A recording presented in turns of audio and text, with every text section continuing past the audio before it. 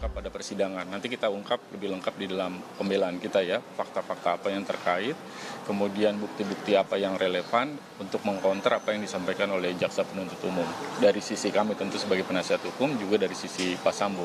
Karena memang ada bagian-bagian tadi yang tidak lengkap disajikan secara utuh dari fakta persidangan yang sebenarnya sudah diungkapkan dalam sejak persidangan pertama, terutama di agenda acara pembuktian ya, dari keterangan saksi-saksi maupun alat bukti gitu. Mas, tadi kan soal perintah penembakan itu kan juga menjadi salah satu unsur pembunuhan berencana. Ini apakah nanti juga akan disinggung dalam pledoi? Ya pasti kita singgung soal itu juga, terutama soal konstruksi berencana, karena fokus jaksa penuntut umum dalam surat tuntutannya adalah terkait dengan 340 pembunuhan berencana. Apakah benar unsur berencana itu terbukti, nanti kami akan sampaikan juga dari sisi tanggapan kami dari sisi penasihat hukum ya, kira-kira. Pledoi ini apakah 35 barang bukti kemarin yang diperlihatkan, yang kumpulan foto dan video, atau ada yang ditambahkan lagi, Bang? Salah satu bagiannya adalah bukti yang kemarin, juga bukti nanti yang kami sampaikan juga, tentu dengan bukti yang juga sudah disampaikan oleh jaksa penuntut umum. Karena secara prinsip kan penuntut umum sudah menyampaikan begitu banyak bukti, termasuk keterangan saksi-saksi yang sangat berkaitan karena kaitannya pada tempat kejadian perkara tersebut.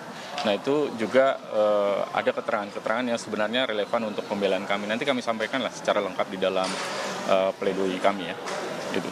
Oke. Kemarin adanya perselingkuhan bukan Justru itu saya pikir itu juga satu hal yang agak janggal buat kami, karena di persidangan yang lalu disampaikan soal motif, tapi hari ini kemudian tiba-tiba motif tidak disampaikan. Apakah artinya di dalam surat dakwaan yang sedemikian tebal itu termuat di dalam tetapi tidak dibacakan karena menghindari persepsi publik, atau bagaimana? Saya pikir sekali lagi dari sisi kami mengharapkan bahwa persidangan ini terbuka, dijalankan secara objektif begitu, sesuai dengan fakta yang ada di persidangan. Dan apa yang disampaikan kemarin juga dalam persidangan yang lalu sebenarnya soal perselingkuhan itu fakta dan bukti yang disajikan di persidangan tidak ada yang bicara soal perselingkuhan, bicaranya soal kemungkinan terjadinya kekerasan seksual di tanggal 7 tersebut gitu. Tapi tiba-tiba jaksa menarik kesimpulan soal perselingkuhan tersebut. Saya kira itu cukup serius ya kaitannya dengan surat validitas atau akurasi surat tuntutan tersebut. Nanti kita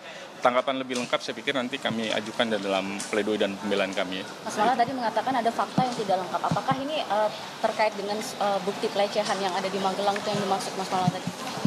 Yang saya maksud tidak lengkap adalah tidak lengkap disajikan di dalam surat tuntutan, terutama kaitannya dengan persidangan yang lalu, misalnya menyampaikan soal motif tersebut gitu. Nah motif itu kan harus diungkap sebenarnya ya pada persidangan yang lalu kan jaksa sendiri yang membawa hasil laporan Apsifor dan ahli Ibu Reni sebagai ketua Apsifor yang sudah melakukan asesmen dengan 12 orang timnya.